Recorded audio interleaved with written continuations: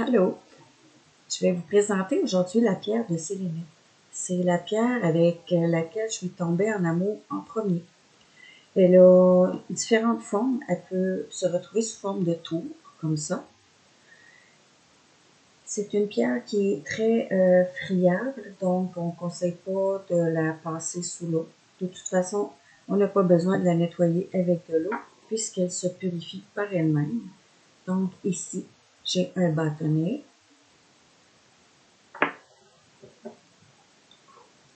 On peut la retrouver polie. Hein? Et elle peut avoir une autre couleur qui est le orangé, dans celle que moi je connais. Donc ici, un beau cœur poli et ici, un petit morceau.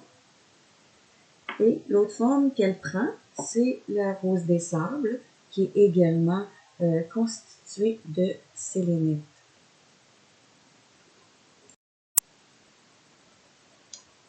Elle peut aussi se retrouver sous forme de lampe, donc il y a une ampoule qui s'insère à l'intérieur. Et moi, je les trouve magnifiques parce qu'elles ont des propriétés vraiment géniales de purification surtout. Donc, même si ce n'est pas la pierre tout indiquée pour l'électromagnétisme, quand j'ai des belles pièces comme celle-ci, souvent, je vais les mettre proches, par exemple, d'un tableau électrique ou proche de la télévision ou de mon routeur pour atténuer l'impact que les ondes électromagnétiques ont sur moi, sur mon corps. Donc, cette pierre, je l'utilise de plusieurs façons. C'est une pierre que je vais utiliser pour mettre au coin des pièces, par exemple.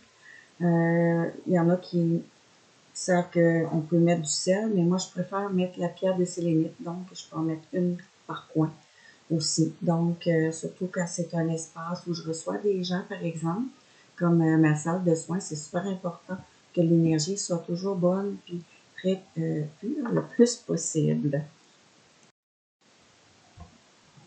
Vous allez me demander, oui, mais c'est où on peut s'en procurer?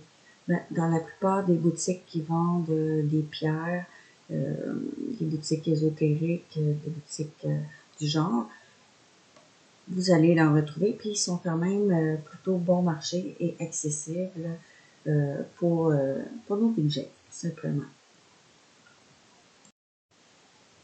Un autre usage que parfois je conseille aux gens, c'est d'en mettre une, et ça, il faut l'essayer, hein? On n'a pas tous les mêmes réactions par rapport aux pierres, hein? Chaque personne est différente.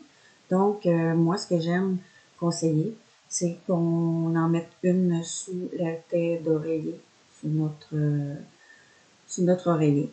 Puis, vous m'en donnerez des nouvelles, parce que, comme je vous dis, pour certaines personnes, c'est très, très bénéfique. Au niveau des enfants aussi, donc, c'est une pierre vraiment, je l'aime.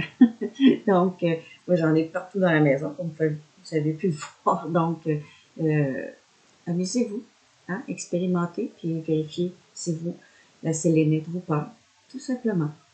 Merci.